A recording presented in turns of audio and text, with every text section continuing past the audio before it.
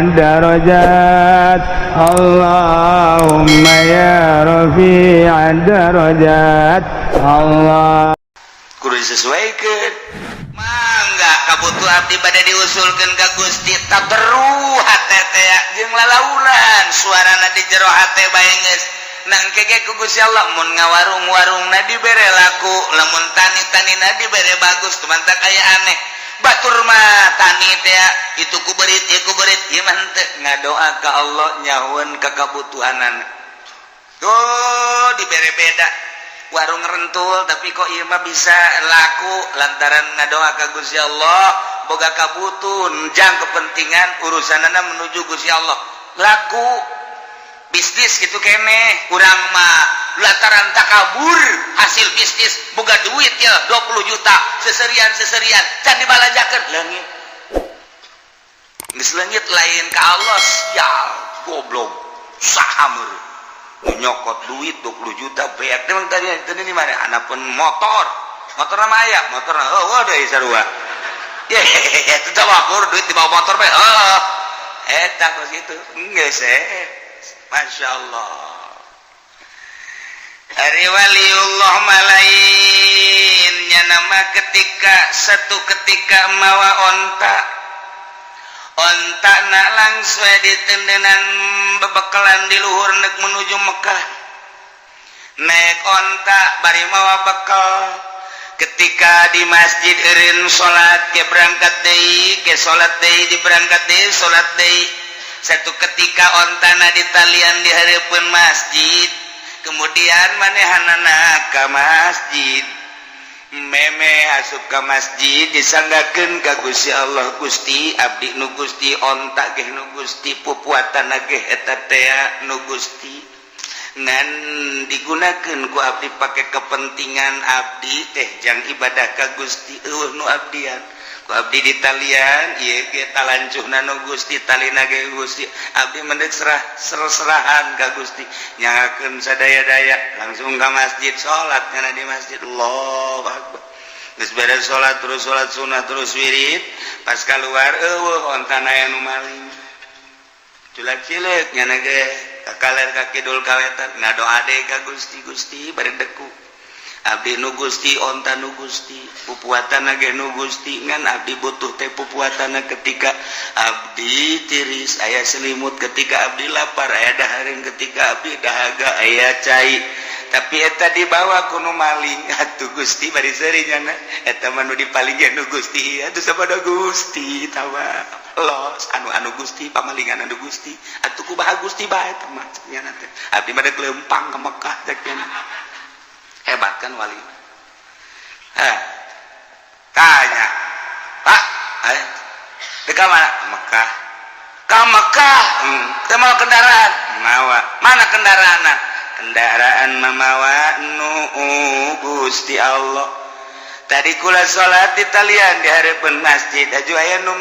maling nage ngagerakeun Gusti onta nage onta Gusti tanyakeun coba ka Gusti Allah ka ditu edan murutan cak nu nanya edan atuh emang wali mah kosna edan wali mah kosna edan jing edan kain sian edan itu ontan Allah ukuatan Allah atuh gula bebeja ka Allah be Gusti amba Gusti maling nu Gusti diserahkeun ka Gusti sabodo Gusti berangkat nyana datang ke Mekah begitu datang ke Mekah turun ontak na ti luhur Jabal Qubais plek bari aya jelema leungeunna dikangkalungkeun ka di leungeun ka tuhu jeung leungeun kencana geus aya di bari nyana minta hampura kunaon kula nu maling onta maneh aya leungeun bisa aya di dinya begitu kula naik onta maneh ternyata aya jelema ngahadang ka kaula begitu ngahadang langsung cekel leungeun kula kunyana dipapas pakai pedang papas pakai pedang hiji di set kemudian ditalikeun dikongkorongkeun ka dieu cak nyana bikeun deui sia ieu onta lantaran ieu nyana nyerahkeun ka aing sepenuhna ka Gusti sepenuhna geus kulantaran nyerahkeun ka Gusti sepenuhna aing ieu adalah malaikat utusan ti Gusti kembalikeun sia kahayang mah ulah dipotong caknya nai malaikat atuh tidak ku Allah sebab ku manusia mah moal aya kasihan nu beranian mendak dipotong ku aing sia geus dibalikeun deui bari dipotong cak wali teh Gusti abdi mah atuh ku dibalikeun ge geus alhamdulillah kok maka dipotong sagala rupa leungeunna ku malaikat Gusti lah sabodo tah mah hamba-hamba Gusti nu motong lagi hamba Gusti atuh geus bae teh mandek kumaha ge kumaha Gusti abdi mah asal onta bae balik deui ka abdi barang di deuleu bum muatan gaya kene nuhun Gusti beres toapna wali nu mantak coba loba jelema geng oh hebat jasa geus teu bisaeun manusia mah dek ngarusak nyana dek ngalawan nyana serahkeun ka Gusti Allah engke ge aya nu ngutus imam manusia wa imam jin wa imam setan wa imam malaikat nu penting dibales ku Gusti Allah serahkeun ka Gusti Allah nu mandak jeung wali masing hade jeung wali masing hade pernah terjadi di dieu aya nu maling motor keur tahun mana nu hiji dibalikeun nu hiji makan teu dibalikeun deui antepkeun bae ulah rada ngadoa saeutik kunaon nya teu kebel ngaku ka iman hiji nomor kadua urang gelam leungit duit eta mah terus ukur lagi serahkeun ka Gusti jatuh duit du Gusti eta jelema nu Gusti pamalingane Gusti nyanggakeun sadaya-daya ngan eta pihak Pak Haji boga kabutuna anu mangga eta mangan 2 poe duitna dibikeun ka kula lain ka Ki Haji dibikeun ka kula tolol teh coba itu pamalingan bloon atuh kunaon duitna dibikeun ka kula atuh kula nu untung kan nu leugitna Ki Haji pamalingan mikeun ka kula nang Allah kan berarti isukna Ki Haji bebeja kakula duh Kiai cenah kula leungit duit gede mah gading 20 juta harita gitu oh ieu tah lain jeuh bek Kiai nu maling ye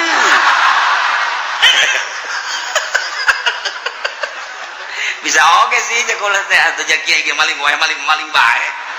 tapi jangan terpercaya ini gitu kan mah Kiai ku balalakona didakeun ku kula gitu sata nu maling ulah hayang nyaho pokoknya malah mun dibere nyaho Mang Haji nyaho ka jelemana jeung moal urang jauh henteu cenah asalnya apa deh bohong eta teh cek moal tah rahasia geus teh kudu ke jelemana geus tobat oh mentak di dieu ge da aya di dieu ieu pamalingan ku ari Cilongok aya di Cilongok ke pamalingan bahkan aya geus maling motor maling sepeda ku ieu mah rame pan maling sepeda teh ngadoan ku kula nu maling sepeda beunang serahkeun ka polsek orang Lampung jelemana aja polsek na bebeja Kiai bagaimana keluarin lagi lah je capek-capek cakap polsek teh kok dikeluarin lagi biar nyolong lagi kenapa sih Pak Kiai biar ke polsek ada kerjaan seri ya tak aduh capek-capek tau gitu jangan ditangkap nggak begitu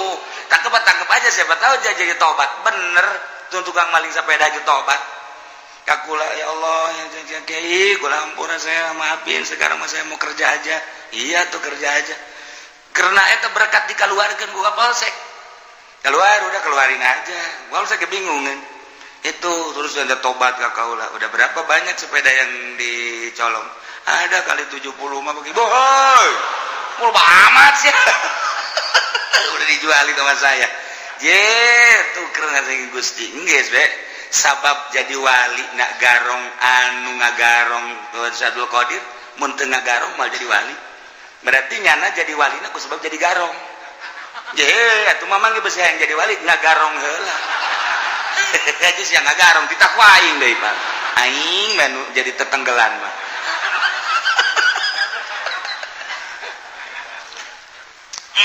artina pinuh rahasia mentak ulah ngadoakeun jore mentak ulah betilo pernah ngadoakeun jore jaka pamalingan ge ya Allah ya Rabbi meureun nyana maling teh butuh atau ku hawa nafsuna di jero maling teh sok digunakeun mararabo jeung meureunnan Gusti jana ge boga nurani Gusti eta teh urang Cilongok sawareh mah nyaho kula ge jelema-jelemana pamalingan wae di Cilongok nyaho jasa nu di kebon kalapan tukang maling tukang mabok nyaho insyaallah tisaha kiai aya nu ngabejahan nu gaib beneran kula mah Assalamualaikum tuh di kampung eta pemalingan si eta nu bener itu bener di Cilongok dicerok sabaraha dicerok 5 pemalingan nu bebeja ka kula jadi kanyahoan sanajan anak kiai naling sia cak hate padahal mah nyaho kula sok nanya ka kula kiai ka mana kiai sopan jasa mah nggak leuwih sopan tinu sok tahajud mah biasa mana ya itu biasa bae tapi eta mah mendak dibalik mendak maling iya tuh geus kos kitu bae ti Gusti Allah na aya nu ngabejaan deui kumaha atuh pasar kemis anu pamalingan aya lebih loba di pasar kemis ngan asli pasar kemis sama 2 lurang lembur lobana urang lembur Sumatera Lampung pamalingan ambalaya nyamun kula sebenarnya mandek jadi non gitu ngaranna intel tuh benang kabeh mantap engke mah kerja sama aja ka polsek ngan nyana mayar ka aing sabarata ka polsek teh ieu teh kos kitu da ngan teu meunang Pak mending didoakeun Pak Gusti sapira motor hargana sabaraha dipaling kunyana sagede kumaha hargana motor ajunyana di akhirat dibeuleng nanti nyaun bae meureun kana panasna seuneu kahalangan nyana kahijab ku hawa nafsuna ku kabutuhna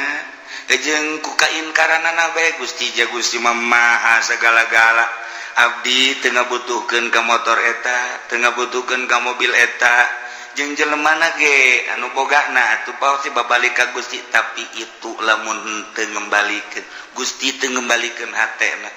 abdi wau ka jelema eta di akhirat meureunanan nyana kokojayan di neraka Gusti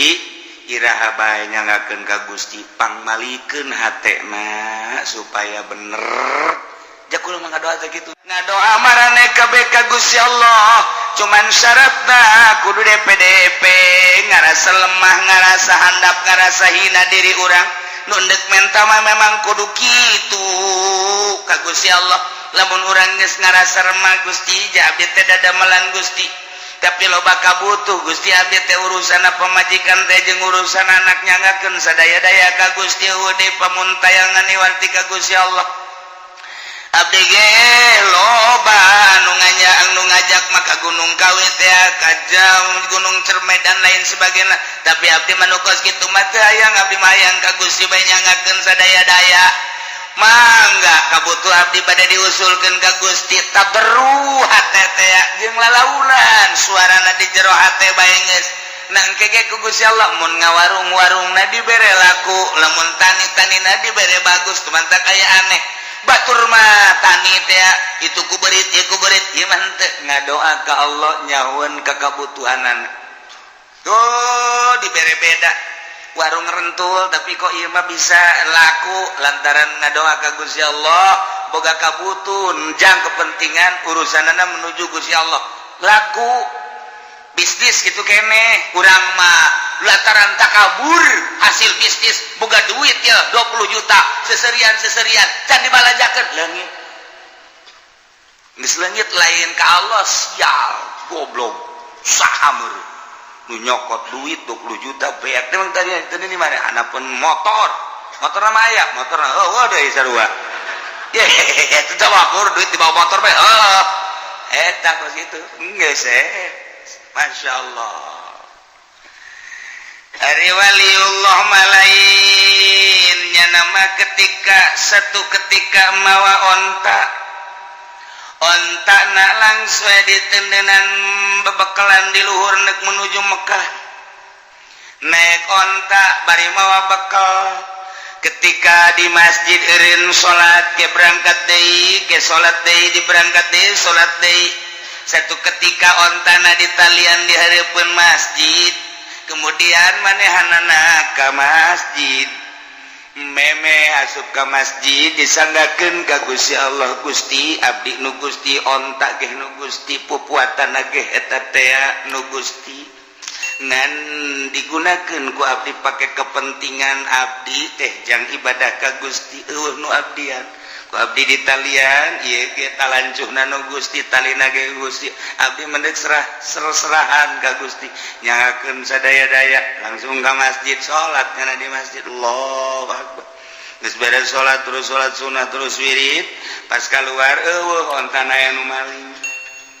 culak cileuk nyana ge kakaler ka kidul kawetan ngado ade ka Gusti bari deku abdi nu Gusti onta nu Gusti pupuatana ge nu Gusti ngan abdi butuh teh pupuatana ketika abdi tiris aya selimut ketika abdi lapar aya dahareun ketika abdi dahaga aya cai tapi eta dibawa ku nu maling atuh Gusti bari seuri nyana eta mah nu dipaling ge nu Gusti atuh sabada Gusti tawa los anu Gusti pamalingan anu Gusti atuh kumaha Gusti bae teh mah nyana teh abdi mah deuk leumpang ka Mekah cek nyana hebat kan wali tanya Pak dekat mana Mekah ke Mekah teu mau kendaraan mawa mana kendaraan mamawa nu Gusti Allah tadi kula salat di talian di hareupeun masjid aju aya nu maling nage ngagerakeun Gusti onta nage onta Gusti tanyakeun coba ka Gusti Allah ka ditu bu edan murutan cak nu nanya edan atuh emang wali mah kosna edan wali mah kosna edan jing edan kain sia nu edan itu onta nu Allah ukuatan nu Allah atuh gula bebeja ka Allah be Gusti hamba Gusti maling nu Gusti diserahkeun ka Gusti sabodo Gusti berangkat nyana datang ke Mekah begitu datang ke Mekah turun ontak na ti luhur Jabal Qubais plek plek plek plek plek bari aya jelema leungeunna dikangkalungkeun ka di leungeun ka tuhu jeung leungeun kencana geus aya di bari nyana menta hampura kunaon kula nu maling onta maneh aya leungeun bisa aya di dinya begitu kula naik onta maneh ternyata aya jelema ngahadang ka kaula begitu ngahadang langsung cekel leungeun kula kunyana dipapas pakai pedang papas pakai pedang hiji set kemudian ditalikeun dikongkorongkeun ka dieu cak nyana bikeun deui sia ieu onta lantaran ieu nyana nyerahkeun ka aing sepenuhna ka Gusti sepenuhna geus kulantaran nyerahkeun ka Gusti sepenuhna aing ieu adalah malaikat utusan ti Gusti kembalikeun sia kahayang mah ulah dipotong cak nyana ieu malaikat atuh titah ku Allah sebab ku manusia mah moal aya kasihan nu beranian mendak dipotong ku aing sia geus dibalikeun deui bari dipotong cak wali teh Gusti abdi mah atuh ku dibalikeunna ge geus alhamdulillah kok maka dipotong sagala rupa leungeunna ku malaikat Gusti lah sabodo tah mah hamba-hamba Gusti nu motong ge hamba Gusti atuh geus bae tah mandek dikukumakeun ge kumaha Gusti abdi mah asal onta bae balik deui ka abdi barang di deuleu bum muatan gaya kene nuhun Gusti beres toapna wali nu mantap coba loba jelema geng hebat jasa geus teu bisaeun manusia mah dek ngarusak nyana dek ngalawan nyana serahkeun ka Gusti Allah engke ge aya nu ngutus imam manusia wa imam jin wa imam setan wa imam malaikat nu penting dibales ku Gusti Allah serahkeun ka Gusti Allah nu mandak jeung wali masing hade pernah terjadi di dieu aya anu maling motor keur tahun mana nu hiji dibalikeun nu hiji makan teu dibalikeun deui antepkeun bae ulah rada ngadoa saeutik kunaon nyana teu kebel ngaku ka imah hiji nomor kadua urang gelam leungit duit eta mah terus ukur lagi serahkeun ka Gusti jatuh duit nu Gusti eta jelema nu Gusti pamalingane Gusti nyanggakeun sadaya-daya ngan eta pihak Pak Haji boga kabutuna anu mangga eta mangan 2 poe duitna dibikeun ka kula lain ka Ki Haji dibikeun ka kula tolol teh coba teh pamalingan bloon atuh kunaon duitna dibikeun ka kula atuh kula nu untung kan nu leugit Ki Haji pamalingan mikeun ka kula nang Allah kan berarti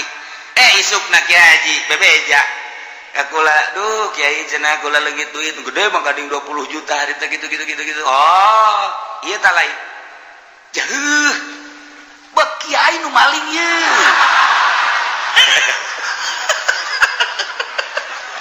bisa oke sih cek kula teh atuh jak Kiai ge maling wae maling bae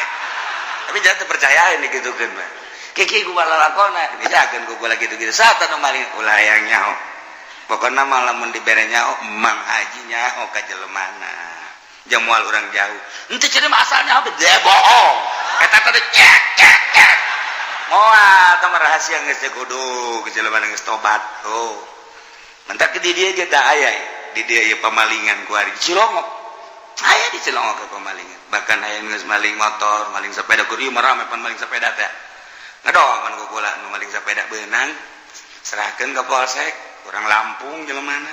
aja polsek na bebeja kiai bagaimana keluarin lagi lah je capek-capek cakap polsek teh kok dikeluarin lagi biarin biar nyolong lagi kenapa sih Pak Kiai biar ke polsek ada kerjaan seri ya tak aduh capek-capek tau gitu jangan ditangkap nggak begitu tangkap aja siapa tahu aja jadi tobat bener tuh tukang maling sepeda aja tobat kakula ya Allah ya Kiai kula ampura saya maafin sekarang mah saya mau kerja aja iya tuh kerja aja karena itu berkat dikeluarkan gua polsek keluar udah keluarin aja gua usah kebingungan itu terus ada tobat ke kaula udah berapa banyak sepeda yang dicolong ada kali 70 mah bagi boy mulu amat sih udah dijuali sama saya tuh keren saya Gusti enggeus be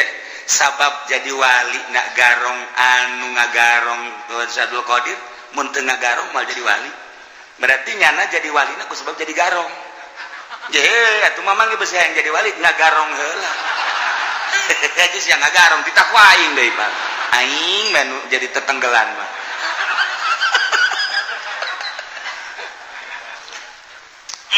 artina pinuh rahasia mentak ulah ngadoakeun jore mentak ulah betilo pernah ngadoakeun jore jaka pamalingan ge ya Allah ya Rabbi meureun nyana maling teh butuh atau ku hawa nafsuna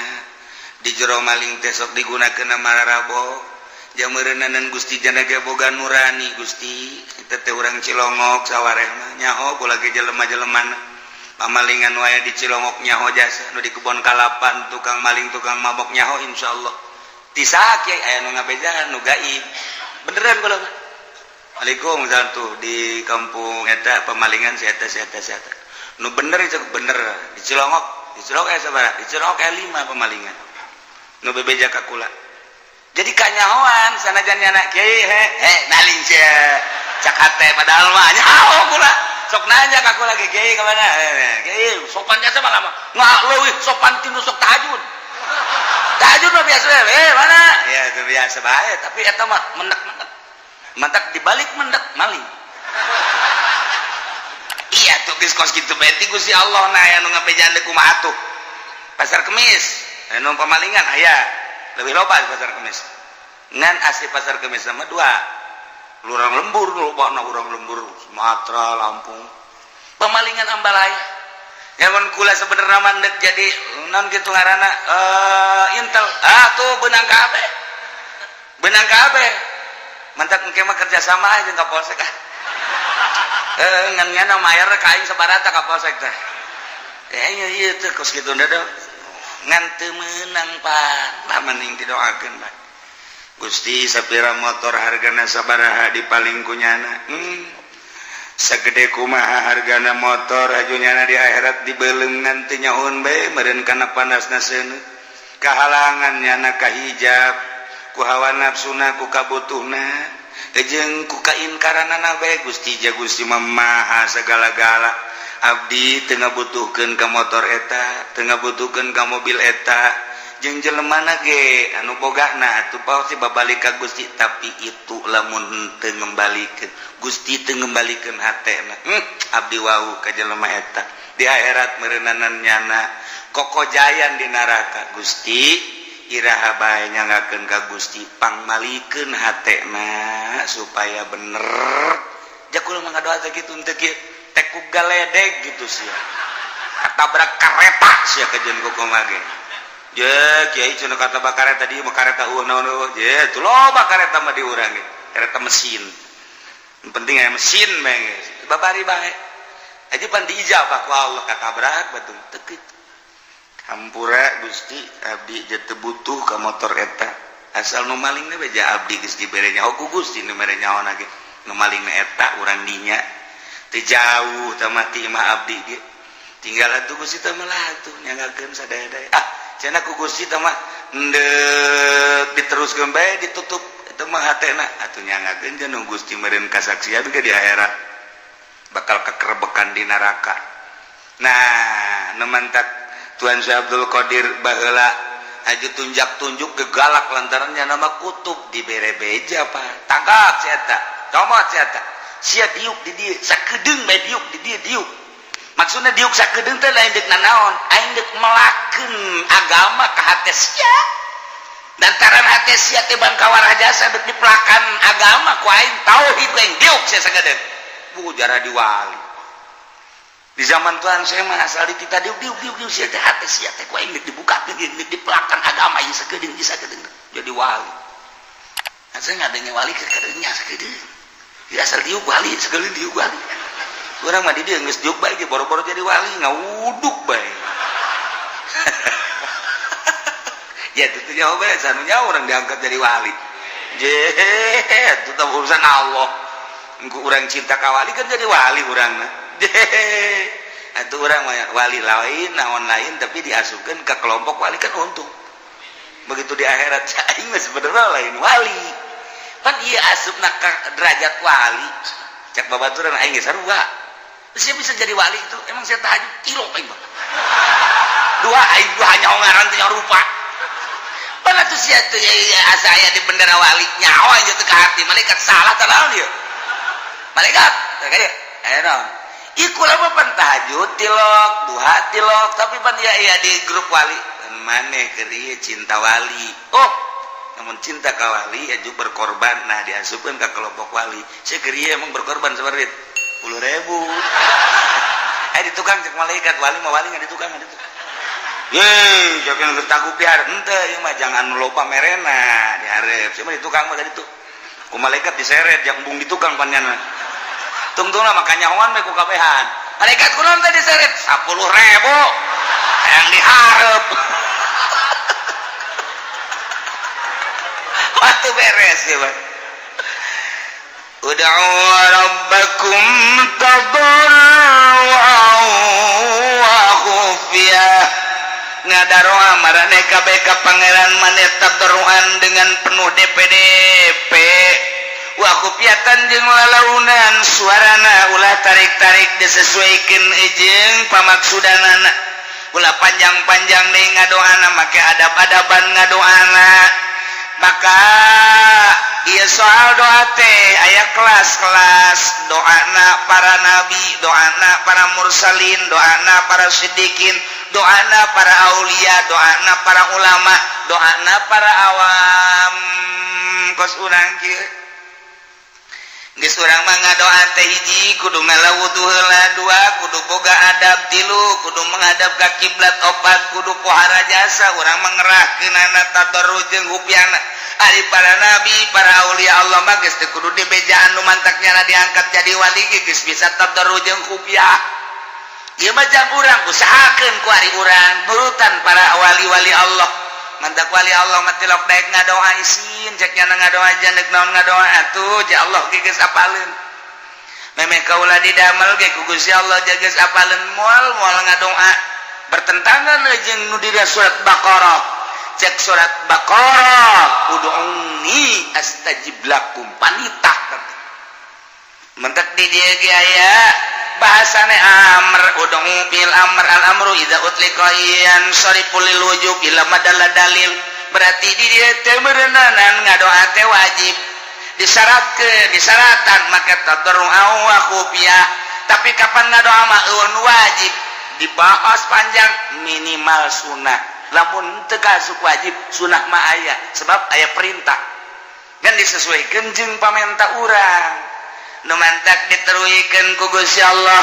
innahu la yuhibbul mu'tadin wallahu alam bimuradisanya na Gusti Allah teh henteu mikademen mikaresep ka jelema anu ngadoana ngaleuleui liwati batas dina ngadoana bitasaduki loba omong tanpa hadir hati ngadoa ngajek-jerek bae beuh pajar pendek koreng panjang tapi hadir hati moal dipake karesep ku Allah jadi di dieu bahasana bahasa la yuhibbu aya mahabbah bagian mahabah ka Gusti Allah ieu urusanana jeung ganjaran jeung siksa ketika Allah resepen diganjar doa Allah resepen dibere diganjar ketika Allah teresepen disiksa ngadoa engko disiksa engko jadi mangala ieu sing ade mantap Allah teresepen ka nu ngaliwat atas kumaha hiji loba teuing ngadoana nu teu butuh ge dibaca bae ku nyana bari teu hadir hate Allah teresepen nomor kadua panjang ya nomor kedua tarik teuing sorana panjang jeung gandeng kecuali lobaan pugungan sorangan pugungan 10-an pugungan 20-an woi ngadoana amprekan suara ka mana mendi Allah teresepkeun anak teresep teu dipake karesep ku Gusti Allah berarti lain diganjar disiksa nomor kahiji nomor kedua innahu la yuhibbul mu'tadin Gusti Allah teh teresepen deui ka jelema anu ngadoana leuwih teuing teu diukur ku dirina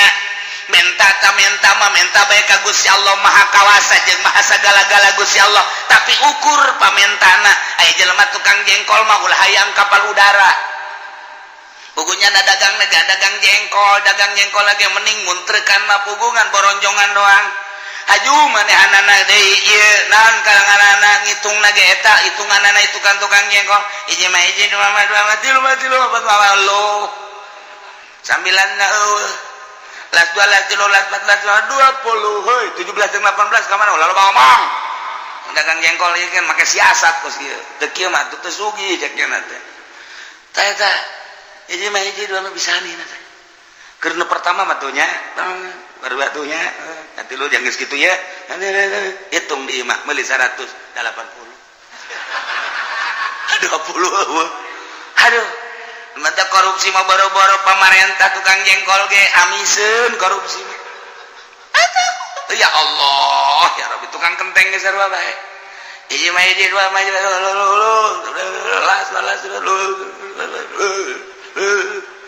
meuli urang 1000 ngan aya 900 bebeja urang weh ieu kurang kurang 100 poho teu kapuateun ampura bae nya aduh sia mah geus lah sekian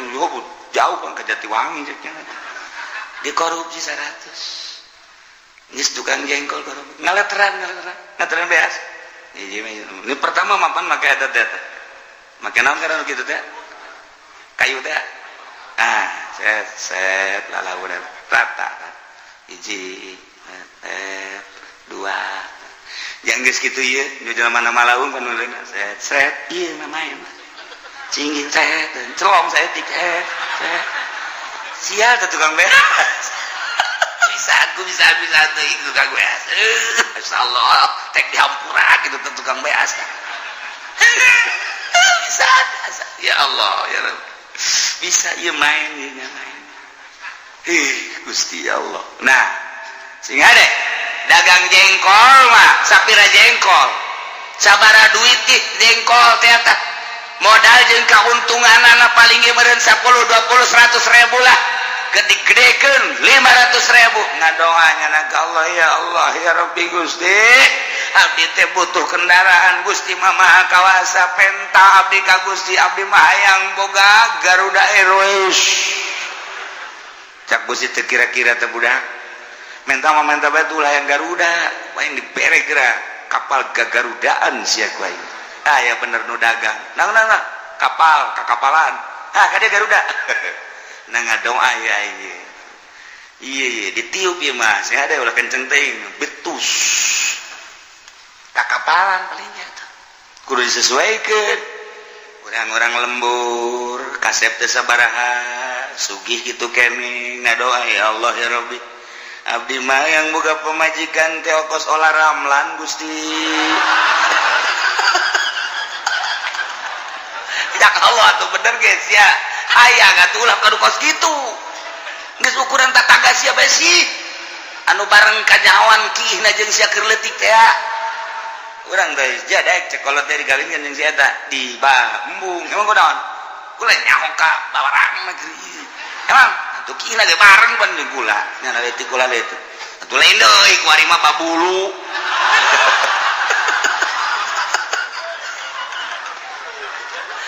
ngadoa teh perlu diakurkeun disesuaikan jeung diri atuh tukang jengkol ulah hayang kapal udara urang lembur kaset henteu sugih henteu pengalaman sakila sakola gangan SD ke SMPG ajun ngana betaheun di kelas 1 teu kaluar kadua kana kedua kelas 2 kelas 3 henteu guruna hokeun kelas 1 bae nya mah bayaran mah terus aing ngadoa ya Allah ya Rabbi abdi mah hayang boga pamajikan teh okosi broksil bintang film Amerika nu pernah dibeli ku Adnan Kasogi budak teman lain lalagaan teman ngadoa itu bener ge aing kawasa atuh sia teu kira-kira ditakol sia ku aing cek Allah sesuaikeun atuh ya lamun hayang kendaraan kan tukang jengkol mah dari sebab mun ya Allah ya Rabbi abdi butuh kendaraan ieu sapeda nu ieu reman Gusti kudu make sendal jepit bae iya eta ge lamun sepak bola mah teu bisa nu mentak sepak bola hareupna diocotan ge jang ngarem ya abdi hayang boga sepeda nu normal we Gusti kadanan ku hammer atau rally nu aya trik katu mah aya reman Gusti tah deres beca kalau geus tungguan sakedeung deui deres sama kos itu mas sepeda ka sepeda deres geus boga sepeda rada bagus aju dagangna maju ya Allah ya Rabbi jabatur ge baroga motor ngan abdi umbung ridit Gusti hayang meuli langsung bae kadanan ku mio sekupi mah atuh abdi mah ieu bae naon ngaranna nah motor-motor lah asal aya leumpang bae Gusti teh mah dek prima tah dek ieu teh naon ngaranna nu beubel teh tah kos kitu bila perlu lah motor ieu teh bae tah abdi mah erek nu baheula hayang gede-gede Gusti abdi mah nu baheula bae panjang tah eta nono karajokna bisa pake muatan boronjong berarti kan beneran tah menta kan ya sakaloha geus bae diberes ya moal kubal diberes sesuaikeun nu lain ya Allah ya Rabbi kadanan ku kapal udara atuh kijang-kijang Innova Gusti pugu imah ge doyong takut takos gitu tah ya Allah tersepen tangan doamu gede-gede innahu la yuhibbul mu'tadin leuwih kita budak ngadoa ye ya Allah ya Rabbi abdi mah minta batur hirup nu sesuai jeung abdi bae Gusti ja abdi na teu kasep geus atuh pamajikan lamun teu geulis atuh korban anak Gusti abdi teu kasep atuh pamajikan teu geulis nasib anak kumaha meureun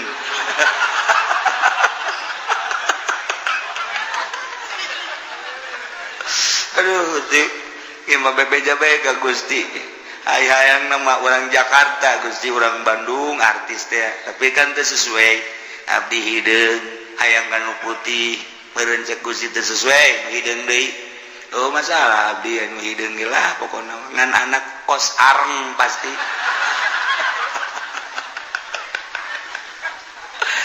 tah urang lamun pun teu penta sesuaikeun ya Allah ya Rabbi lah abdi mah urang kampung sesuaikan nu bisa diajak rumah tangga jeung abdi di kampung deui be abdi mah maksud ge hayang ibadah ka Gusti teu luhur-luhur abdi mah eta mah ngaranna sesuai tapi lamun urang tukang jengkol hayang bapak urang tukang jengkol urangna sakola SMP ge teu tamat hayang kawin ka anak bupati atuh bisa mah bisa bae Gusti Allah nah atuh sia teu kira-kira bisa henteu sia tanda tangan Gugus nyupiran gitu bisa mun kajadian aing misalna ye cek Gusti Allah mere anak bupati daekeun ka sia lalaki anak bupati awewe we aya bogo mah panti aing dibogokeun haju cak bupati teh tah bawa mobil sia bisa henteu didorong ku abdi pan joreng minantu bupati ngadorong mobil sesuaikeun ieu segala rupa kudu disesuaikeun menta ka Gusti Allah urang jelema anu teu masantren kemudian bodoh haju urang teh hayang ngudag ibadah cara wali Allah pa bisa kajen kumaha ge sebab diciptakeun ku Gusti Allah pi rasulun rasul pi nabieun nabi pi walieun wali moal aya hiji wali anu bodoh masa wali Allah bodoh ke batur nanya anak kanyana ongkoh wali ongkoh bodoh moal aya geus diciptakeun cara logam-logamna beda cara batu mah batu beda lain deui ieu mah batu teh sapir ieu mah batu teh kitu mutiara ieu mah batu teh kitu merah delima batu teh mah anu 1 miliar 2 miliar diciptakeun ku Gusti Allah seperti eta lah sagede pentol korek api waduh merah delima hargana 50 miliar 100 miliar bandingkan jeung nu di mingguan sok buat kieu 2000 hutang nah ada ieu batu itu batu beda kadar tuh kajian kuku mah teh bisa dipaksakeun gitu ieu mah batu rubi begitu dideuleuh urang bener aya seteran mahal hargana mungkin bae 100 miliar mungkin 100 juta rubina dah lah parah meuli urang di dieu beureum akur beureumna kos kitu barade ti mang eta bogana sabaraha bogana mah 10.000 aya ongkos 5.000 jadi ya guys 5.000 kang gede merahna akur merah delima beureumna mah akur gede 5.000 weh pohara jasa dikieu-kieu akurkeun jeung merah delima akur beureumna tapi dijualna beda guys usia mulai dijualnya kunaon pake bae teh mah lain jualeun emang kunaon kita mah jangan ngatak bisa tuh kadarna beda Allah nyiptakeun batu beda nyiptakeun logam ieu mah emas kadarna 24 karat ieu mah kadarna 22 karat ieu mah 18 karat ieu mah sakarat beda-beda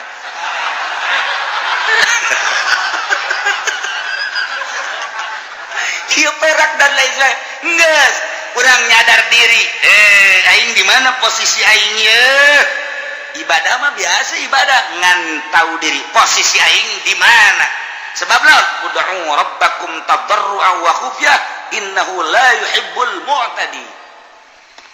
moal bisa kajen kuku mage keluhuran kangjeng Nabi urang jeung kangjeng Nabi Musa beda jauh padahal sarua ulil azmi tapi lamun dibandingkan ieu mah keur carita kadar kaistimewaanna beda kumaha hiji kangjeng Nabi mah teu ngahayal-hayang kapanggih jeung Gusti Allah tapi ku Gusti Allah kapan dipuateun kana buruk cak Gusti Allah aing rindu ka Nabi aing Jibril bawakeun buruk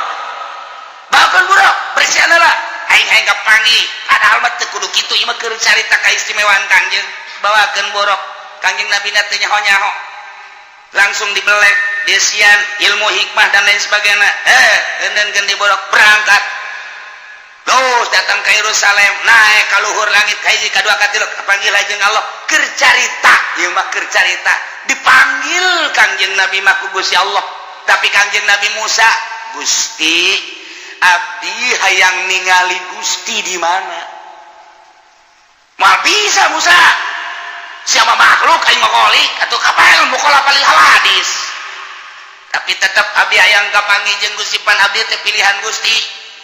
moal bisa Musa moal kajen kuku mage ke kangjeng Nabi Musa abdi rasul abdi tetap hayang kapanggih jeung Gusti kumaha Gusti bae manggihkeunana oh ayo kos kitu mah puasa 40 poe geus puasa ka gunung Sinai ka Tursina ka dinya sia berangkat kangjeng Nabi Musa puasa heula riyadhah geus tiada berangkat ke gunung Sinai watini waturi Sina nah gunung Tursina langsung kadinya naik kapanggih jeung Gusti Allah carita kapanggih teu kuateun kangjeng Nabi Musa pinsang bedana naon kangjeng Nabi mah teu hayang diangkat ku Gusti Allah kangjeng Nabi Musa mah hayang teu diangkat ka langit cukup di gunung bae jauh melung di mana-mana toh emang kuat pas kangjeng Nabi Musa bebeja Gusti iya hamba Gusti nu ngaran Muhammad mah kok teu hayang ge diangkat bae ai abdi nu hayang-hayang henteu loba ngomong Musa tong urusan aing tuh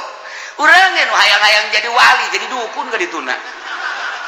bejana sia teh hayang jadi wali heuh geus gideg ilallah moh komo lamun di nu ngariung ilallah kadeuleut cauna gol deh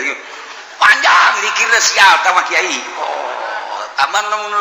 lamun cauna cau kepok mah atawa cau hansip cek santri wetan mah cau hansip cau apu mah cau hansip sia ngariung heuh menang cau naon hansip eta sok didoakeun ku santri teh ku baledeg gitu tah ka santri ngahinakeun biasa kali ngariung dibere cau hansip emang aing orokan pantin orok pantah mah di kieu tuh emang aing orok eta di wetan di dieu mah henteu ente di dia mah teu beda maksudnya gitu-gitu kene. Nah, iya urang hayang jadi wali ka ditu jadi dukun sebab naon? Kadarna beda. Geus kudu kumaha tuh? Ulah sok sosoranganan tuturkeun bae engke nyahoeun datang ka mana mun sosoranganan bakal cilaka. Sebab naon? Kadarna diciptakeun ku Allah sakitu. Geus tuturkeun ahli Allah. Jajana mah bangonna kok tilok tahajud masa jadi wali? Ku aing kadeuleu tilok salat duha kok jadi wali? Nu tahajud bae nu jadi salat duha teu jadi wali. Nya nama bangonna ja dahar bae ku aing kadeuleu. Dahar gembul, pakaian bagus, salat tahajud tilok. Urad wirid jeung nama batur ngawirid nya nama kerek. Tapi maknya jadi wali teu percaya aing mah. Emang wali asli mah nu kos kitu. Mantang mun ente babarengan jeung nu kitu eta wali. Babaturan urang jeung babarengan jeung batur ka mana ieu ka wali sanga hadahar. Nah ieu masalah ieu. Wali ka jadi kumaha. Diketrok bae kitu ku aing wali ye. Lain gitu kapan wali mah cukup dikanyahokeun ku Gusti Allah. Ieu wa khufyah naik setik wali pangkat. Ud'u rabbakum tadarruan wa khufyah. Ngadoa marane kabeh ka pangeran maneh dengan penuh tadarru jeung khufyah. Ai jang pangkat anu bodoh mah khufyah teh cukup bae ku ulah aya suara di jero hate. Tapi kapanjang para aulia Allah manu mantak teu bersuara teh lantaran besi aya ria ngajauhan tina ria maka manehna mah khufyah lain ngadoa bae ibadah ge khufyah-khufyahan setungtung aya jelema nya nama tilok ngalaksanakeun salat sebab nyaon geus teh salat ge keur salat ieu nya nama kadeuleuna ku batur mah api lain bae kana salat padahal teh nama nyangkung ngengkeli ka Gusti Allah sebab aya nu bodoh mah keur salat ge teu inget ka Allah nya nama di luar salat ge kapan inget ka Allah nu mantak manehna nama khufyah terus bae nyamar-nyamarkeun batur tahajud nya nama teu duha nya nama teu batur wirid nya nama teu mun bangsa koskara itu mah dahar nginum ngopi ngarokok nya nama terus bae katipu kabehan ge nuturkeun wali mah mun cara katipu mah katipu sebab naon lalai dina ibadah kunaon eta embung kanyahoan nya boga pangkat indallah cukup ku Gusti Allah bae Gusti maha uninga iyalah ditutupan pangkat kawalian nyana kunaon ku kagorengan sebab ud'u rabbakum tadarruan wa khufyah innahu la yuhibbul mu'tadin. Allah teresepen pisan ka jelema nu leuleuwih ujung-ujungna kapan lamun teu dipake karesep jadi siksa. Anas tahajud, anas sayang kalem ku murid, siksa nu aya. Anas wiridan, anas sayang kalem ku masyarakat, siksa nu aya. Anas duha, anas sayang kalem ku makhluk, siksa nu aya. Daripada siksa nyumputkeun diri ka Gusti Allah. Geus itu nama jeung Gusti hese dituturkeunna. Jelema luhur teh hese dituturkeunna. Urang ulah-ulah nuturkeun batur, nuturkeun para wali sanga, nuturkeun Habib Lutfi ge geus hese urang kuy. Hese nya nama ngobrol ngabak-blak bae, ngarokok atuh terus bae ngopi teu eureun. Apa nu kos kitu nama katuturkeun da ku urang. Katuturkeun, lamun urang ngarokok bae, kunaon sia ngarokok bae Habib Lutfi ge ngarokok wali. Dan saya ngopi bae, Habib Lutfi turun-turun ngarokona teh ngopina terus bae. Itu saya ngobrol bae, Habib Lutfi ge ngobrol. Ukur ku sia, jang diri sia, maraka sia ujianna. Itu geus lain ukuran, sebab jada mah keur ngalalakon. Embung katalian ku situasi jeung sajabana. Keluar tina sagala patula patali. Patula patali hiji bae jeung Allah. Kurang mapan katalian ku usaha, katalian kapan ku jabatan, katalian kapan ku jaringan organisasi, katalian ku partai, etalah nu mawa ngabaget naik ka Gusti Allah. Patulah patali jeung organisasi kepentinganana kepentingan organisasi jaringan etalah anu nahan urang naik ka Gusti Allah. Jaringan-jaringan partai etalah nu nahan naik ka Gusti Allah. Jaringan-jaringan makhluk, upah HP teu nyaho mah ngagejret lain naik ka Gusti Allah. Etalah nu paling hese patali jeung jabatan, patali jeung makhluk, patali jeung dunia. Eta nu mawa ngebaget naik ka Gusti Allah. Waliullah mambungeun kos kitu teh seserian cenah mah. Aya bae teu bae masalah. Aing mah keur jeung Allah tuturkeun Gusti moal bisa. Wa ta khufyah cenah mah cukup jeung Allah bae. Per detik per tadaru ka Gusti Allah khufyah di jero hate. Kok bisa gitu? Urusan anak pan geus diurus rohna. Urang mah pancan diurus. Urang mah nu diurus ngisi ngisang. Dahar ngisi ngisang, urang urusan eta pan. Ya dahar ye, ke ngising di mananya? Urang urusan eta wali mah geus tirok pikiran ngising bebelepat los. Wah, ai kos kitu mah beuki bahaya tuh. Tapi urang pikiranna CS di mana? Wali mah tirok pikiran CS, buat datang buat teu ka es. Matak pantanganana nu hese ilmu kawalian maloba pantanganana. Di antara pantanganana cadu kudu menta ka batu. Allah penta. Nomor kedua pantang kudu sare meme tunduh. Tantang mah bagus-bagus tempat sare. Pantang dahar memeh lapar. Pantang mah bagus-bagus dahar pantangan eta wes. Pantang make pakaian bagus. Pantang teh hayangna ketika bahaya emang kos kitu hayana teu maksud ulah maksud naik mobil ulah maksud dahar ulah maksud pakaian ulah maksud hiji Allah teu dimaksud aya urang mah pan kungkla pengple di hareupeun kaca untuk kondangan teu bagus aya mah ye tenden deui pake deui sret cak setan teu bagus we teman itu betul itu tuh cak nesan nafsu pake deui eta mah rada matching tah matching teh we eta mah sana boro-boro rangda parawan ge naksir ka sia mulai geus cak Gusti Allah makhluk aing konon kieu disenserikeun ku Gusti Allah jauh jeung Gusti Allah wali malain kitu ud'u rabbakum tadarru'a wa khufyah tadarru per detik hatena ka Gusti Allah geus terkondisi otomatis nya nama wa khufyah sasamaran ka Gusti Allah naon bae selalu disamarkeun cukup teu kudu kajahoan ku batur boro-boro batur pamajikan anak teu kudu nyaho cukup Gusti bae nu uninga sebab Gusti itu bakal ngaganjar ka abdi batur mangan sakadar neuleuh ngaganjar moal naon moal tapi abdi mah pan bakal diganjar ku Gusti disiksana ku Gusti cukup abdi ibadah ka Gusti bae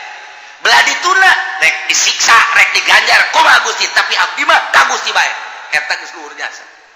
acena abdi bakal di neraka keun atuh emang nu Gusti berani abdi ka neraka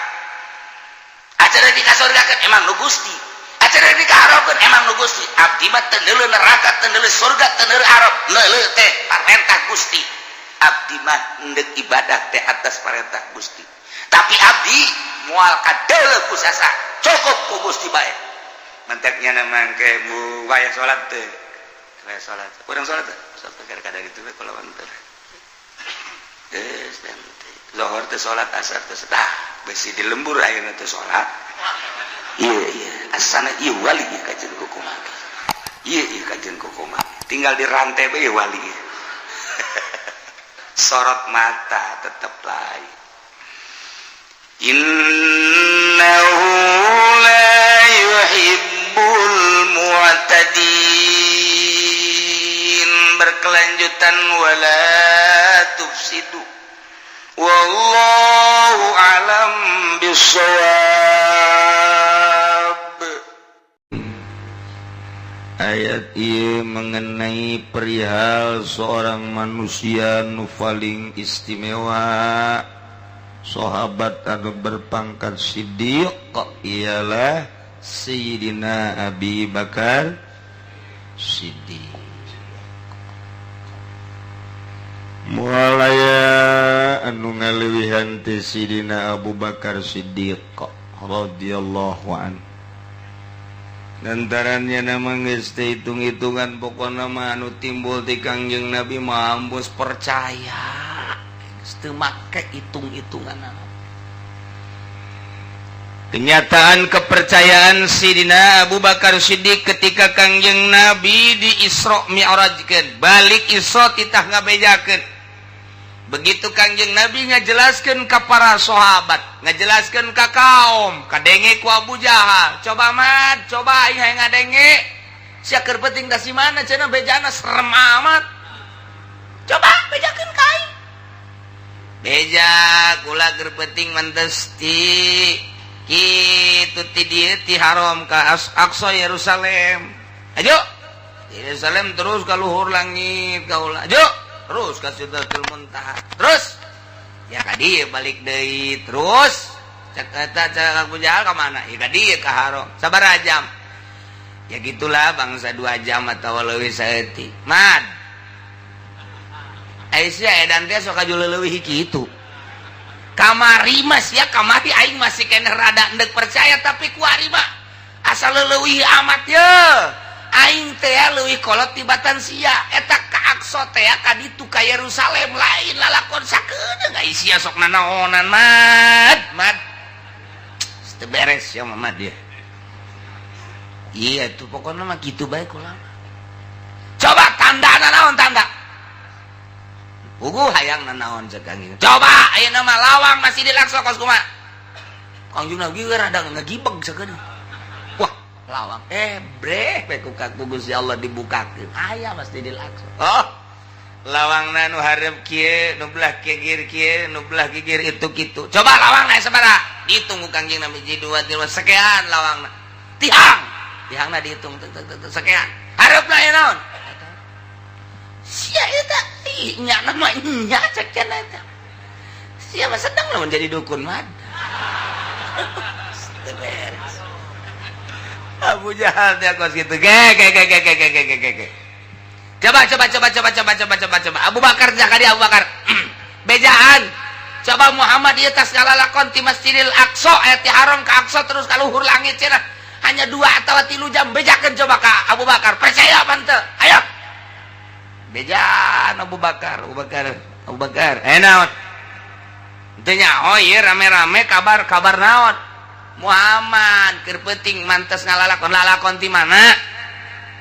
Ti Haram ka Aqsa, terus ti Aqsa ka luhur langit ka Sidratil Muntaha. Juk, cenah kapanggih jeung Gusti Allah, dibere instruksi ti ditu ku Gusti Allah, juk balik deui ka dieu. Tadi ta meme subuh, juk. Eta teh lalakon dengan 2 atau 3 jam kumaha Abu Bakar percaya tuh leuwih ti eta mun Muhammad nu ngalaksanakeun percaya titik geus leuwih ti eta geh lamun Muhammad anu ngomongna aing mah percaya bae geus lamun salian Muhammad ge heula ge tah eta teh kan pohara geus mantak eta lah gelar siddiq geus teu make tawar-tawar deui masyaallah. Urang mah kuari magi geus contoh Abu Bakar, contoh Sina Umar, contoh Sina Utsman, contoh Sidina Ali, contoh para wali, ulama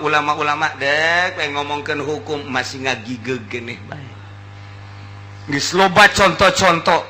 Dongeng Kangjeng Nabi urang tetep masih ngagigeg keneh bae. Masih hayang keneh bae. Dikurangan teh hayang keneh bae. Mun kieu mah nyatanya bener tah teu sia teh kredit bisa diharamkeun nya. Aing aja teu kaharti. Masih kena caritakeun kredit haram can kahartikeun patogeun habak mongkos. Togeun teh mongkos kitu mah. Ya Allah, eta teh Quran, eta teh ucapan Kangjeng di kabelah dieuna. Atuh kadanan teh Sina Abu Bakar mah. Atuh urang merenung heulanan haju jelaskeun. Abu Bakar mah geus can kaharti cara. Lamun Muhammad lu ngomongna leuwih ti eta percaya aing mah titik. Paneta geus anggeus-angeusan. Tuh begitu Sayyidina Abu Bakar Siddiq terus imanna mantep jasa nuturkeun Kangjeng Nabi. Di antarana putra nama nu ngaran Abdurrahman. Nah, masih keneh kafir. Nungaran Abdurrahman masih keneh kafir. Cek anak nak bah asana abah haju lain deui kuari nutur-nutur Muhammad ibadah kanu teu kadeuleu urang ibadah anu kadeuleu ge kos kieu komo nu teu kadeuleu ipan pangeran urang sakitu gedena sakitu hebatna kadeuleu ku urang karagap ku urang haju abah kuari ninggalkeun pangeran eta lah cak ulama kula sebagai anak ngasehatan ka abah maningan nyembah patung deui bae urang babarengan ulah nyembah kanu teu kadeuleu hese cenah Allah tadi kalerja eueuh di kidul eueuh di wetan eueuh di kulon eueuh di luhur lain di handap lain di tengah lain di mana tuh di mana can dibere hidayah mah kitu bae hese bae can dibere hidayah urang ge ngarenung we can dibere hidayah mah ya aing mah ka pangeran kos kumaha nya artina lamun beureum-beureum mun hideung-hideung mun gede-gede sakumaha mun di luhur uncang-uncangna di mana coba kuntil anak atuh nu kos kitu mah teu ngaji mah kos kitu kabeh ge teu ngaji mah tah nu mantak urang ngaji ge supaya mantap iman urang ka Gusti Allah supaya istimewa iman urang ka Gusti Allah ngaji moal bisa atuh teu ngaji mah nyaritakeun pangeran ngaji henteu nyaritakeun hukum ngaji henteu atuh moal becus kajen kumaha ge ngaji saminggu sekali ngaji neangan tempat anu sikluk bari ngarokok di dinya ngopi memehna ngadahar uduk heula can balik geus pesen sate nah didinya geus saya tenang begitu der ngajerep ngeunaheun jasa beres amin amin amin kakara kudang bebeja kanya kadu di imah bu ngaji nikmat jasa orenganan kerek tah Sik Abdurrahman kitu bah urang mendingan nyembah patung bae lah tos kitu Teta Sayyidina Abu Bakar Siddiq teh ngahulang boga anak teh can nuturkeun horenganan akhirna turunlah ayat ieu ti Gusti Allah merenungna Sayyidina Abu Bakar Siddiq hayang ngajawab kanu jadi anak torojol malaikat Jibril mawa ayat nyampaikeun ka Kangjeng Nabi urang Kangjeng Nabi Muhammad sallallahu alaihi wasallam lantaran Sayyidina Abu Bakar Siddiq unjukan ka Kangjeng Nabi ka ulama luar biasa iman ka Gusti Allah geus teu bisa be diganggu gugat tapi anak mah ya Rasulullah nu ngaran Abdurrahman kitu tah ajakanana tarajal malaikat Jibril mawa ayat ieu Qul anad'u min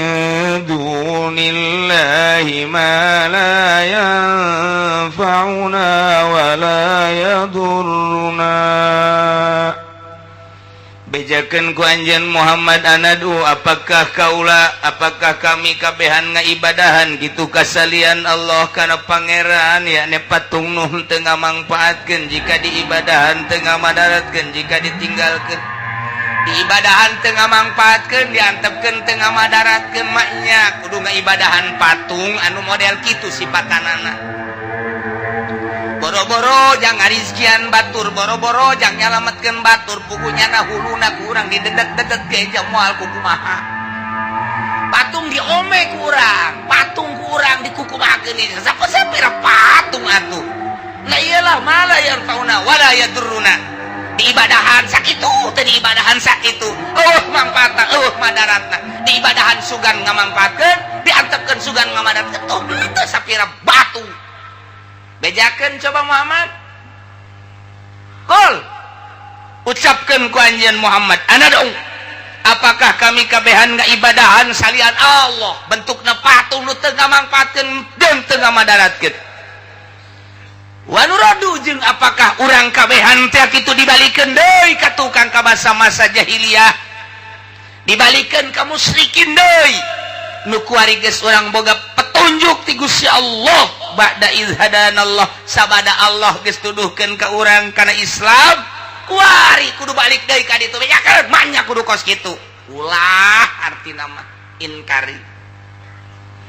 eta mah percis kalladzi istahwatu syayatinu fil ardi hayron kos jelema anu disasarkeun ku setan di muka bumi ya hayron bingung teu nyaho arah jelema anu kasarung jelema anu kasasar jelema aya di tengah-tengah leuweung jelema aya di tengah-tengah huma di tengah-tengah daratan atawa di gurun nyana teh teh nyaho jalan mana kaler mana kidul mana wetan mana kulon ngaranna kapahung ka teh nu kos kitu teh mun cak bahasa urang mah naon ngaran katulimbeng percis kos lalaki boga pamajikan hiji katulimbeng teh ngaranna sebab kadinya deui tulimbeng tah jadi geus lalaki teu nyandung katulimbeng Aduh, teu nyaho jalan.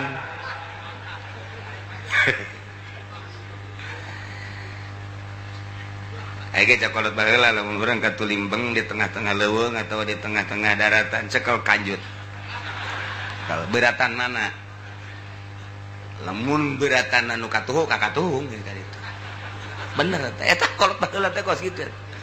Lamun ternyata beratan ka kenca ka kenca. Gitu. Tah eta mun lalaki mun awewe. Heuh kabeneran ieu teh anu katulimbengna awewe atau baris awewe. Nah, ieu kumaha? Tetep gedean nu mal belah mana. Masya Allah. Jelema kasarung, jelema katulimbeng, jelema disasarkeun ku setan, teu nyaho arah. Tah lamun jelema balik deui cek Sidina Abu Bakar Siddiq. Bahaya ieu kudu ngaibadahan ka patung. Bahaya kudu balik deui ka alam-alam musyrikin baheula. Ieu mah kos jelema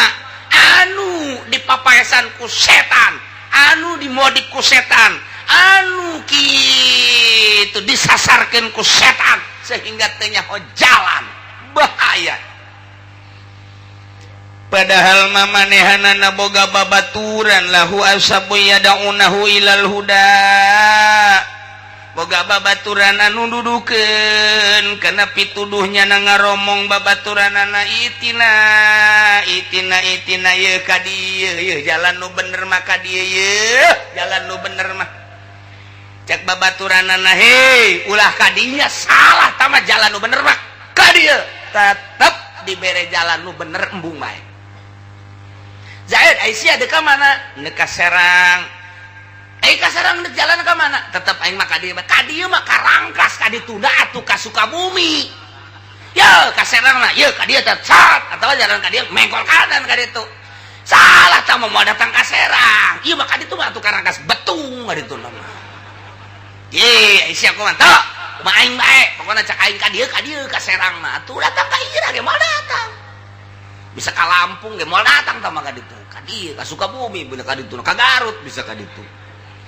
Itina ka dieu ka dieu cak babaturanna ieu nu bener mah ieu agama Islam ye. Tetep nyana teu daekeun nuturkeun babaturan anu balalener. Da ieu jelema kapahu ngaranna kasarung katulimbeng. Katulimbeng teh. Aisyah teh ieu kunaon kikieun bae ieu lalakon hirup. Aing mah sakadar nuduhkeun bae ulah sok judi bae. Sia nu judi pertama motor bea. Judi kedua kali mobil ku sia digadekeun. Judi katilu kali ieu imah sertifikatna geus digadekeun. Geus bebeakan pan sia ieu. Aing mah ngabejana ulah sok judi ieu sia lamun sakali di judi eleh mana nu digadekeun. Pamajikan. Emang pamajikan nu sia apa nu bapana bego? Sia mangan hak pake doang. Teh kumaha teh keluar dituduhkeun teh ulah sok judi bae sakata limbang tetep bae ka dinya degan. Lah, loba omong. Sia-sia aing. Aisyah kunaon mabok bae atuh kos eueuh deui inumeun bae. Ya Allah, ya Rabbi sia teh kunaon bir malulu bir deui. Mensen deui tuh deuleu tuh hayang sakubaga kopi tuh sia tuh saember ge los. Malana lah kos kitu mah. Henteu happy. Waduh, Masya Allah. Dituduhkeun eta mah haram, tambah minuman kos kitu mah geus paling ieu bae tuh Sprite atuh ieu bae ieu tah Fanta. Ai endek mah sia tah ulah make minuman kos lah. Tidak menghayal minuman kos kitu mah. Hayang aing dituduhkeun tah mah haram neraka. Larak geus neraka buah pamoyang sia bae. Teu bisa dituduhkeun tah eta ngaranna kapahung katulimbeng jelema. Katulimbeng dek kawin ge sarua bae, sia dek kawin mana pemajikan sia cak bapana teh calon pemajikan itu bah. Masya Allah ceng. Abah makarunya ka aceng meunang ngadidik abah hartina wasilah disakolakeun ku abah dipasantrenkeun sia mudirun ge. Aduh, tah ieu sia aya tah didikan pasantren mudirun sia saeutik mah. Atuh milih pi pamajikeunana aja aing mah garila. Emang kunaon gitu, Bah? Atuh masyaallah dadana kos pakaian bae. ping-ping diumbar ka mana aju bujal eta kadeulean gitu atuh abah ge resep sebenarnya mah abah da ondo-ondo Masya Allah ceng emang eueuh kitu nu make jilbab ceng emang eueuh kitu make baju panjang abah mah garila ieu dinasehatan tuh abah geus ngomong tuh jeung anak mang anu di pengkolan coba dah tepok ka ditu tepok ditempok ka ditu aya make jilbab rapi ditanya kumanehan anak abapana emang anak abah ini mana anak abah mah masantren di mana masantren di anu lila 15 tahun ke rumah ke asupna umur sabaraha ke asupna umur 16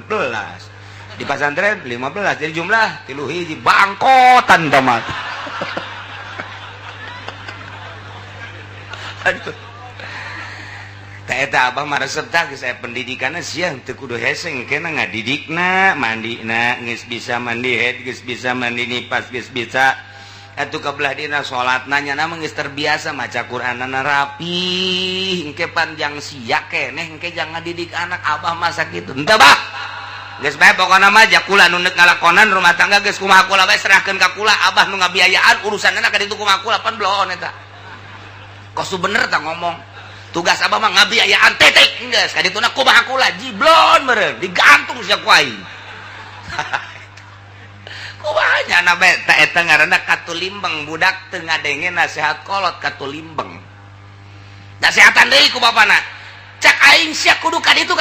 ulah kadinya emang kunaon kitu bah eta mah cak aing leuwih berat tama bapak blon jasa tama tadi nasehatan ku kolot masya Allah jang hirup sia-sia kene engke kaditu sia ngeunaheun kayak boga anak jangan didik anak kaditu na ngeunaheun kadanan ku nyeun pasantren mah atuh jang sia-sia pan ngeunaheun teh tetep katulimbeng budak ayeuna mah teu daekeun dikawinkeun kanu kitu sebab neuleuna hanya nu glamor doang wah anu berkilo-kilo sakitu doang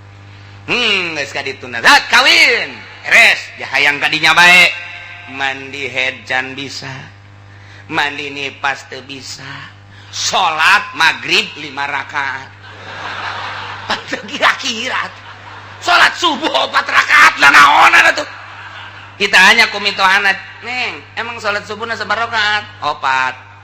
4 salat subuh mah 2 rakaat 2 mah tah kos kitu mah belek cek nya teh kula mah geus diopatkeun bae lah padahal mah mikir bae aing si bener tah kan hese tah salat bae ge can bisa didikaneun makaning pamajikan mah hese dididikna ku pekes mana aya salaki bisa ngadidik salat ka pamajikan moal aya pang hese-hesena ngadidik pamajikan hese bikin ka batur bae geus hese ngadidik pamajikan mah lamun pamajikan didik ku salakina dijebian bae lain kitu lain kitu ngalojokkeun tah mah kos kitu mah jadi salaki mah ngadidik pamajikan bener ge geus salah bae hese bae kajen kuku mah ge pang hese-hesena muridna pamajikan kita bikin bae ka batur ajak ngaji bae habek lah hese-hese tah kadenge ku sia kadenge tuh pas salakina hayang nyandung pas ngaji kiai ngabahas nyandung datang ka imah kadenge tah ku sia dah sekongkol tah mah kajen kuku mah ge pajar persekongkolan aduh masya Allah hese bae pamajikan teh hese bae masya Allah pokoknya ngadidik pamajikan hese bae guys lamun aya jelema bisa ngadidik pamajikan bo tama saluhureun wali teh mah hese pamajikan ya Allah tapi lalaunan ja makhluk Allah keneh pamajikan ge lalaunan dan ulah ku nafsu apakah kami kabehan ya kudu nyembah ka patung deui balik deui ka masa musyrikin ka masa kemusyrikan wah cek Sayyidina Abu Bakar khususna umumna seluruh moal manya kudu balik deui tah lamun aya jelema nyembah ka patung padahal geus aya hidayah Kangjeng Nabi teh nuduhkeun Islam diutus ku Gusti Allah titah dakwah nauhidkeun ka Gusti Allah mawa agama Islam geus aya pituduh mah nya atuh kudu balik deui ka ditu eta mah ngaranna katulimbang nu geus atuh mun kitu eueuh nu nuduhkeun ieu mah aya nu nuduhkeun tak eta jelema ge lahu ashabu yad'unahu ilal huda aya nu nuduhkeun kana petunjuk teh tapi nyana teu daekeun nuturkeun petunjuk atuh moal datang-datang ka jeung kumaha padahal geus diitina ge ka dieu nu bener mah Islam tetep bae nyana teu daekeun ngaijabah moal beres babacaan bae ge kudu aya guruna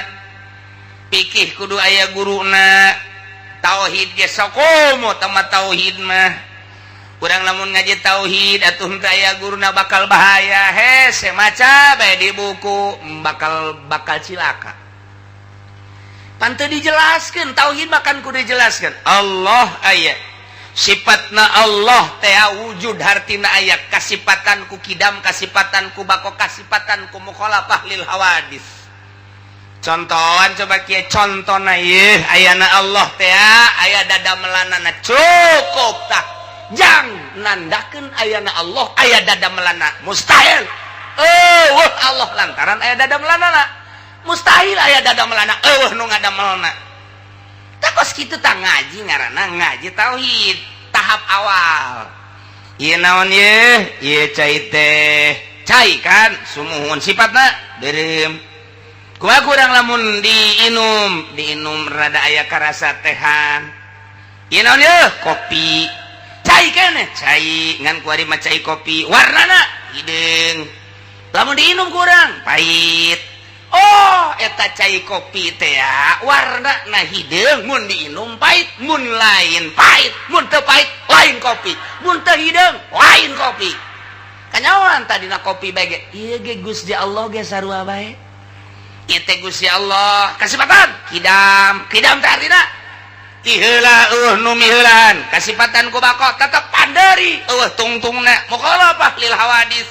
kiamu binafsi wadaniyat kudratirat ieu Allah ngadamel bumi tapak dadamelan Gusti Allah bumi ngaranna dalil aya dadamelanana berarti aya nu ngadamelna tak eta teh kos kitu teh tahap awal supaya karasa kabeladeuna Gusti Allah teh kumaha naik urang tauhidna sok make tahapan kedua naik tauhidna make tahapan katilu puncakna make hikam tak kos kitu ngaji tauhid teh supaya orang karasa lantaran Kangjeng Nabi teh kan tilu dakwah teh hiji Islam dua iman nomor katilu ihsan iman geus jelas Islam kitabna geus jelas tumpuk ihsan ma anta budallah ka annaka tarah wa illam takun tarah ka annahu yara berarti boga rasa didelekeun tah supaya boga rasa lain eta bae rasa didelekeun rasa didengekeun rasa digerakkeun rasa diperhatikeun eta mah ngan sakadar contoh doang anta budallah kana kataro wa illam takun taroh kana huyar eta mah hiji ka ditu mah asa didengekeun asa didelekeun asa diperhatikeun asa diintip bae ku Gusti Allah perasaan eta asa dirizkian ku Gusti Allah boga rasa eta letah ihsan ngaranna hayang datang ka dinya kudu Islam narapi iman narapi naik kakarat moal daekeun jelema nu geus ihsan mah nonton TV moal daekeun nya kieu bae nu boga rasa Allah naleukeun aing ye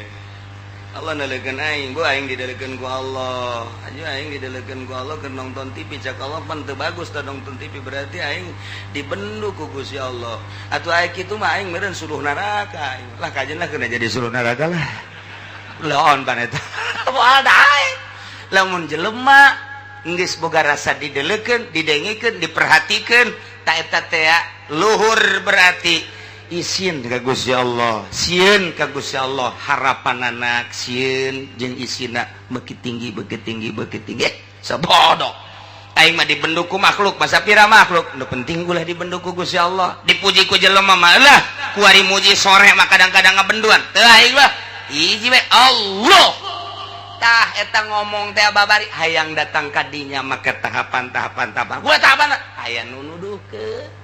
ceng ye wudu nu bagus mah kieu pikir ngaranna ceng salat nu bagus mah kieu ye pikir ngaranna sok dek make riyad dek make takrib dek make fatul muin kuadituna make raudhah make tuhfah ni aya silakan tah jang Islam kuari iman mulai tina iman urang lalagaan heula make lisan kabelah ditunya nyentuh kabelah hatepan iman mah bagian akidah batin berarti terus ditungtun kudu aya guru kabelah ditunda urang endek zikir kudu boga guruna guru nu mursyid sing hade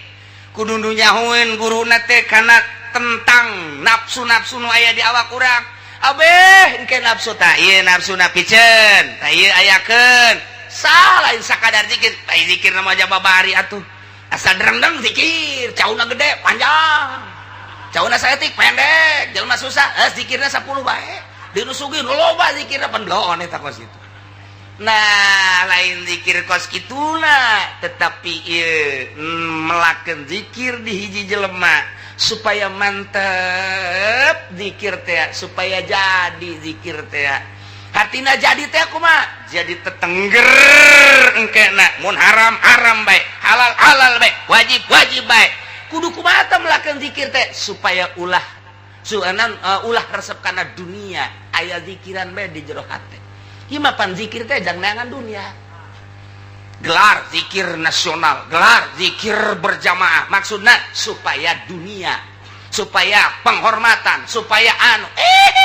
zikir hiji Allah, lobaan Allah, sorangan Allah, supaya datang kadinya entah budak ka'annaka taroh wa illam takun taroh ka'annahu yarok, supaya datang kadinya kudu boga guru. Daya nunuduhkeun nah ieu jelema kapahung jelema teh ieu teh katulimbang lamun geus aya nunuduhkeun embung dituduhkeun katulimbang berarti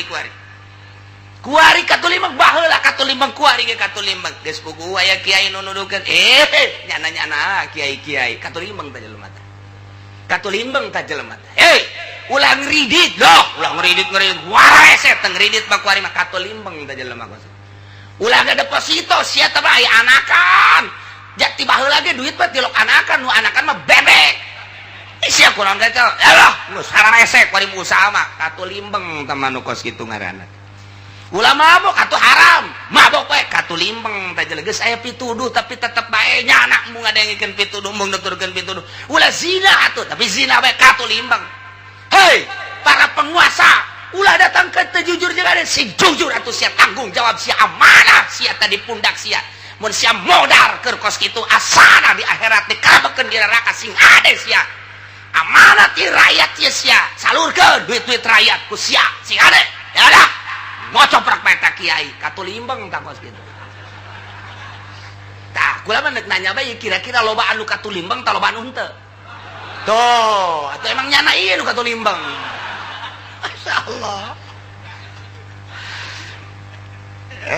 Pas keur tahun baruan Raja Mutasim ngainstruksikeun ka askari teh abri polisi. Abri.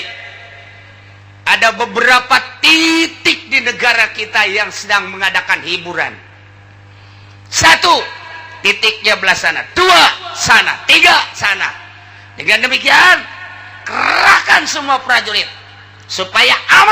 amankan di berbagai titik-titik hiburan. Silakan laksanakan. Siap dan Panglima mengatur strategi ke anak buahna supaya di sana sekian personil, sana sekian personil, sana sekian personil. Hati-hati caranya, tak diberi untuk mengamankan negara. Berangkat. Panglima ngontrol. Dan Panglima mah teu nyahoeun Medan. Atuh teh nyahoeun Panglima mah di mana Pasar Kemis teh nyahoeun, di mana Cikupa teh nyahoeun, ya Panglima mah di ditu bae di luhur. Tah mah biasa bae bangsa Kurawa. Prajurit dihandap, mos disebar supaya ulah uruhana. Panglima ngontrol, begitu ngontrol nyana teu nyaho di mana ieu nu sabenerna ngan aya bae sket didinya teh aya ta petunjuk jalan denah ka dieu oh iya hiji nu belah dieu kulantaran rasa ragu aya aki-aki didinya teh ditanya Ki di mana tempat hiburan Ki tempat hiburan di mana ya Ki ieu kan tahun baruan Ki tempat hiburan mata pengkolan didinya aya imah aki belah hareupeuna didinya aya ngeplak eta tempat hiburan didinya. Ya terima kasih Ki. Ya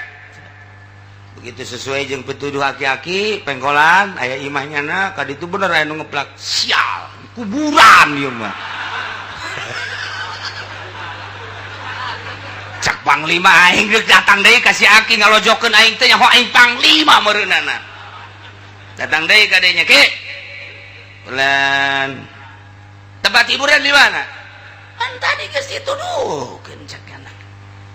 Pengkolan di dieu imah eta imah aki aya jalan ka belah dituna nu ngeplak eta tempat hiburan. Tama kuburan Ki. Heuh eta. Tempat hiburan masa kuburan. Cak jana etalah tempat hiburan nu paling indah. Nikmat lamun geus ka kuburan, sangkilang di luhurna ge geus dimat komo ka handap. Ah, ngaco si aki. Manya kuburan tempat hiburan. Sakali deui Ki. Kula ieu adalah panglima keur ngatur strategi untuk keamanan geus dibagi sekian personil. Nah, kula ieu teu nyaho ieu jejak arahna ieu ka mana ieu tempat hiburan camat Ki di daerah dieu. Eta tempat hiburan ulah macam-macam Ki kayak ditampilin. Kugu eta buaplok. Alhamdulillah cak si aki. Kayak makarak ditampilin alhamdulillah cak panglima. Kuat amat nih jelema ya kencak warisnya. Ki, tempat hiburan di mana? Eta di tiga. Tampilin deh kencak. Joger. Alhamdulillah. Di talian si aki. Tapi di jero hatena mah ieu sih jelema bener apa lain. Jeung ulama tak lain. Lamun kiai ieu asuh aing bahaya cak lain. Aya pikiran mah kos kitu aya. Polisi abri ka kiai mah aya bae sanajan galak ya tetep bae aya. Sebab dianggapna kiai mah deket ka Allah kecuali kiai Golkar. Kalian gunyana diseret dibawa ke istana. Laporan Tuan Raja. Ya. Eta sa aki-aki. Jaga kena hudang. Begitu hudang, oh, raja langsung nangkep. Wah. Cak panglima aing ya bahaya cium tangan raja. Oh kiai wah bener baik. Silakan. Cek Tuan Raja buka tuh bener. Asana nasib aing mah ieu mah geus diturunkeun ka jero. Dibuka. Dihormat ku Tuan Raja. Didieukeunana di tempat tamu anu istimewa. Boh tempat tamu naon gitu penggede nyana di luar kieu nasib asana aing mah kumaha meureun. Aduh tapi pan aing mah nu jelas mah dek laporan bae ka Tuan Raja. Dan ya mangga Tuan Raja nyaho teh ieu henteu ieu Kiai Ibrahim bin Adham kiai di negara urang teh ieu dek nanya naon anjeun ka dieu urusan Islam urusan iman urusan ihsan ieu kiaina kunaon kumaha dina coba ka dieu laporan kunaon mata dina nyana ngahinakeun abdi kunaon mangahinakeunana abdi pan ditugaskeun ku raja titah ngatur strategi keamanan ku abdi entos disebar personil beberapa personil ke berbagai tempat-tempat hiburan supaya aman. Ayo kula kebeneran kontrol teh nyaho di daerah eta teh di mana tempat hiburan ngaranna ge pan abdi mah di luhur bae keur ngontrol anak buah nanya ka aki ieu tempat hiburan di mana dituduhkeun ku nyana kuburan. Bener kiai nuduhkeun kuburan bener. Pan atuh kiai bisa nuduhkeun tempat hiburan ka kuburan lain tempat hiburan masih. Tuan Raja jeung panglima ku bodo-bodo teh. Tuh kiai mah kos kitu tah. Raja tinggal raja di bodo-bodo. Atuh bongan nyana nanyakeun anak ka kula. Sedangkeun kula mah pan umur teh geus kolot. Hiburan jelema geus kolot mah ieu adalah kuburan. lamun aya jelema geus kolot masih luntang-lentok ka tempat hiburan lain kuburan eta mah lain jelema jurig kos kitu mah kayak geus stop acak-acakan ya urusan dia cak Ibrahim bin Adham geus aya nanya hiburan ka budak ngora kanu teu nyaho kaler kidul jelema anu kasarung jelema katulimbang tanyakeun lamun jelema nanya ka jelema nu teu katulimbang pasti nanyakeun tempat hiburan kuburan tah panglima ieu hiburanna geus kudu di kuburan raja hiburanna geus kudu di kuburan nyos ya aduh dan amankeun dan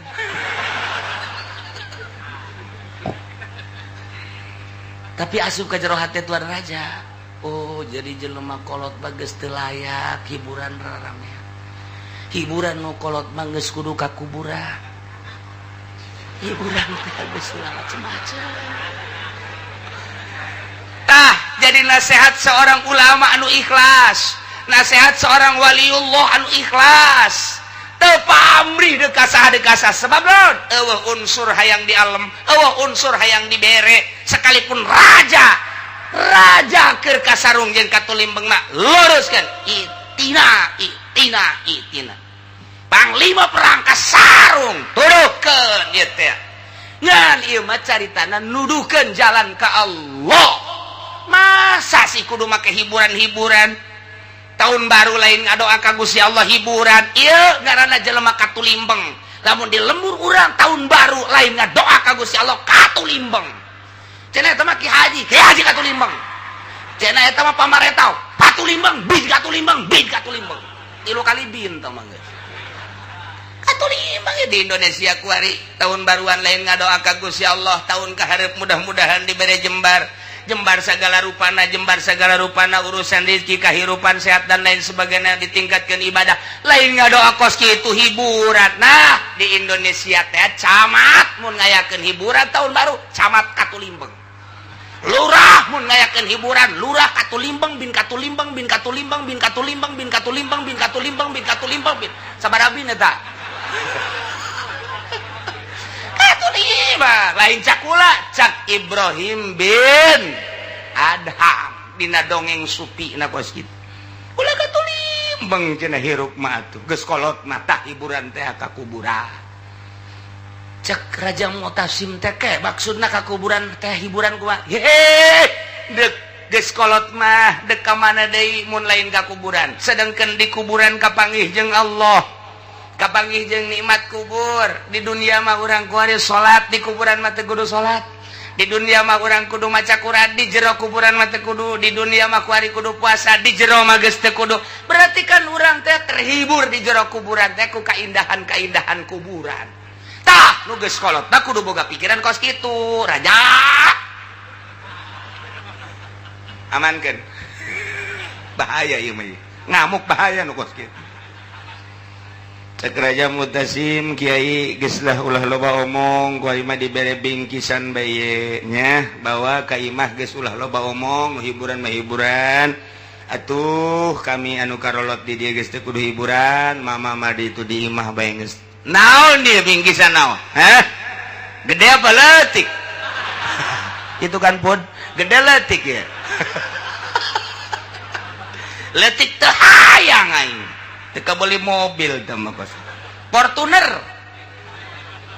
tah kan bloon eta ge kos gitu tah tapi Ibrahim bin Adham haram kura nganasehatan raja nganasehatan panglima kudu nyokot hadiah haram beusi nasehat kula diojol jeung nasehat jeung hadiah haram kula mah kuari ulah coba-coba nasehat kula diojol jeung hadiah kula titik kula mah dek balik bae lantaran kula ka dieu diseret kula seret deui ka ditu ulah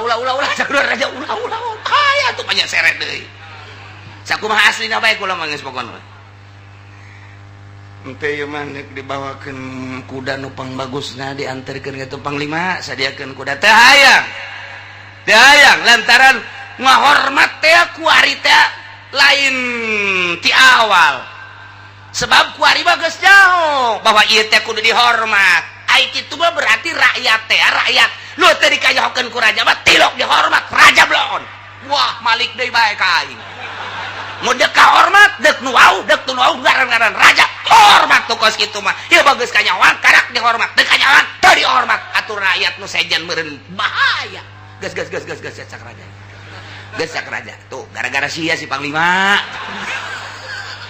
Amalaya ieu nasehat cek kana. Gas kula mah.